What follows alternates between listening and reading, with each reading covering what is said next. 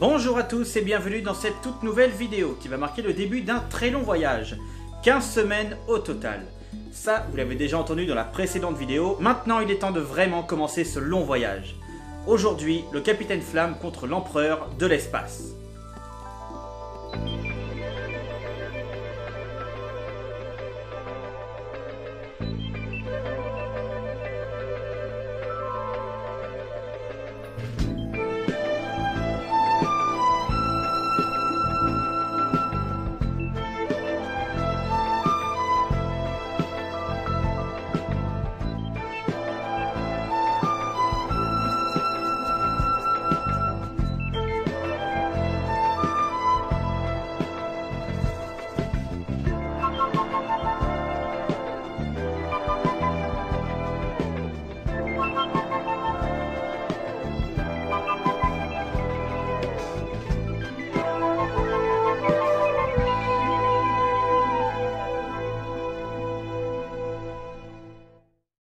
Le président s'inquiète car l'un de ses hommes, Peterson, n'est toujours pas revenu de la planète des Nefs sur laquelle il enquêtait sur plusieurs événements étranges. Les terriens de cette planète redeviennent des hommes singes. Pendant qu'il parle avec sa secrétaire, ils entendent un cri venant du couloir et un homme singe débarque dans le bureau du président. Mais ce singe n'est autre que Peterson qui arrive à marmonner quelques mots, empereur de l'espace et rétrogradation de l'espèce. Il sera malheureusement exécuté par ses hommes pensant qu'il lui voulait du mal alors qu'il venait juste les prévenir de ce qu'il se passait là-bas. Pensant que leurs agents ne seraient pas assez forts pour lutter contre l'intelligence de cet empereur, il fait appel au Capitaine Flamme dont sa base est située au fin fond de l'univers grâce à la clé que lui seul possède. Il débarque avec toute son équipe et ils vont croiser Ken qui va nous présenter les membres un par un. Mala qui est un androïde créé par les parents du capitaine capable de changer de visage. Krag qui est un simple robot géant. Et le professeur Simon Wright. De son vivant, il travaillait avec les parents de Curtis, mais il est tombé gravement malade et pour ne pas perdre son grand savoir, son cerveau sera transféré dans une petite soucoupe. Après que le président lui ait tout raconté, ils partent tous direction Denef.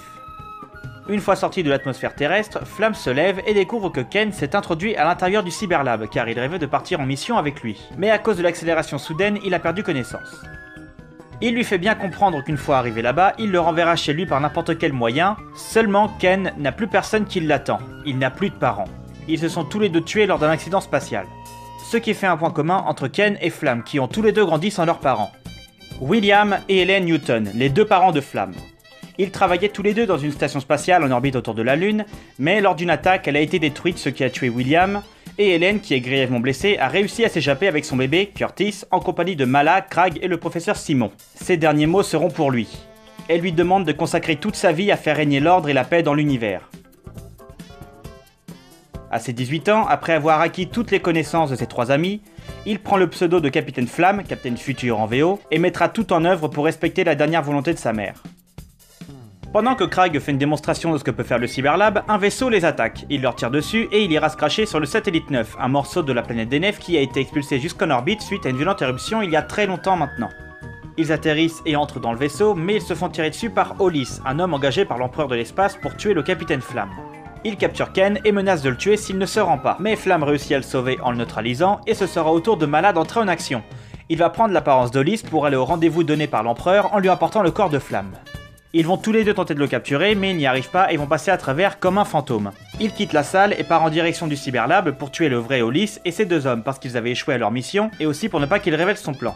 Il quitte le vaisseau et sera suivi par les hommes de Denef, dont le lendemain Mala en prendra l'apparence pour les infiltrer de l'intérieur pour en savoir plus sur lui, et également savoir pourquoi les habitants de Denef le suivent. Ils se séparent car Flamme veut en savoir plus en se rendant directement chez le gouverneur général et il va tomber nez à nez devant le même phénomène de rétrogradation. Il sera arrêté par Johan Landor et conduit à l'hôpital qui est une ancienne prison. Pendant ses recherches, Mala sera attaqué par 3 personnes et sera aidé par Glow qui travaille sous les ordres de l'empereur et lui demande de le suivre.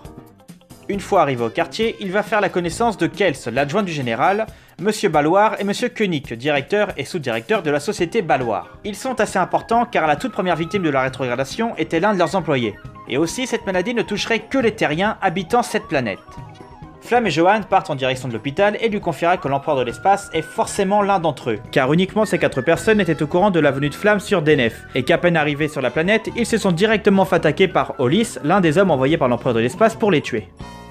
Sur leur chemin, ils vont croiser la route d'Ezla Garni, le chef de la police spatiale, qui est en train de parler aux 3 personnes qui avaient agressé Mala. Il leur demande de quitter la planète et le chef de cette bande, en sortant du bar, se transformera en homme singe. Ils arrivent à l'hôpital qui est protégé par un écran protecteur qui s'ouvre pour laisser entrer les vaisseaux, mais se referme aussitôt sinon les jets de lave brûleraient absolument tout ce qui se trouve à l'intérieur.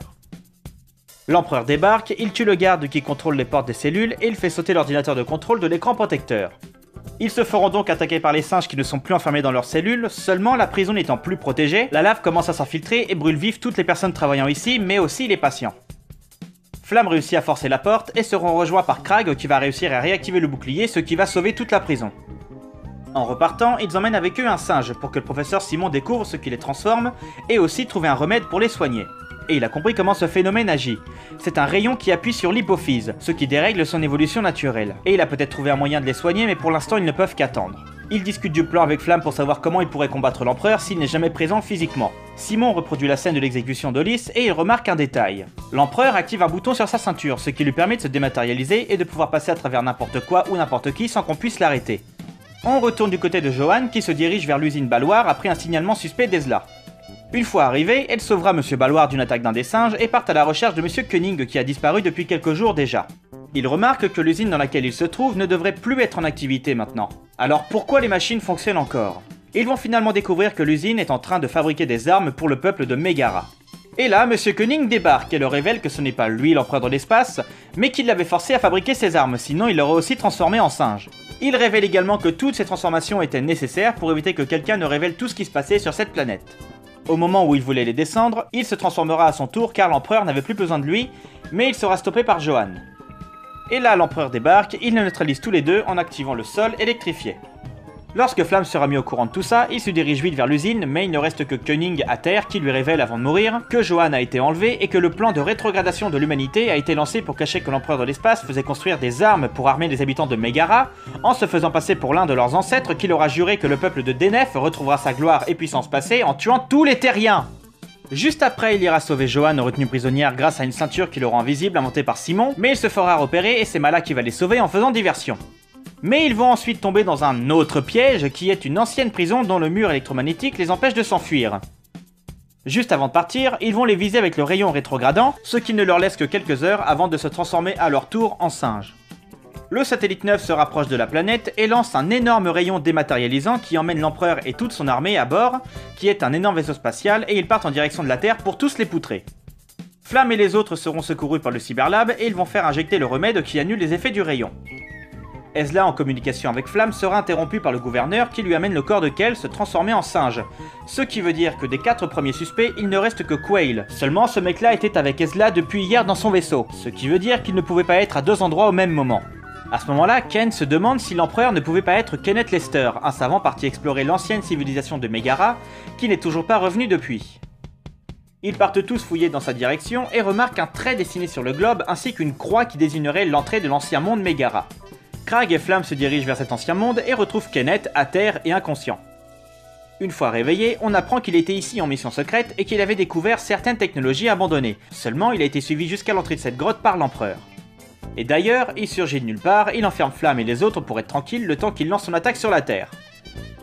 Seulement il a compris qu'il avait réussi à s'échapper, il donne l'ordre à toutes ses troupes restées sur le vaisseau principal d'attaquer le Cyberlab.